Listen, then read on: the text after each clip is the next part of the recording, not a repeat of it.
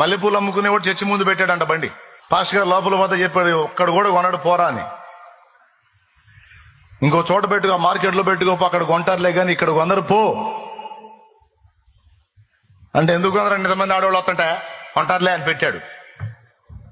కోట మొదలైన దగ్గర నుంచి కూటమి వైపు అందరు ఇళ్ళకి పోయిందాక ఆడే కూర్చున్నాడు. ఒక్కళ్ళు కొనలా. అందరు పోయినాక పాస్టర్ గారు కూడా పోతా చూశాడు, బండికి వెళ్ళి ఒక్క మూర పూలు కొనలా ఎవరు. ఏమైందిరా అన్నాడు. ఏందండి ఇంతమంది ఆడవాళ్ళు వచ్చారు, ఒక్కళ్ళు మూర పూలు కొనలేదు. కొనర్రా, కొనరు.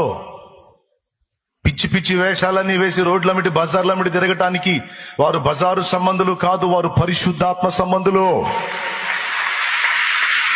పరిశుద్ధాత్మను కలిగి ఉన్నవారు, సత్ప్రవర్తన కలిగి ఉన్నవారు, సత్క్రియలు చేయడానికి పిలువబడిన వారు, ఏర్పరచబడిన వారు, ఆయన రక్తము చేత కడగబడిన వారు.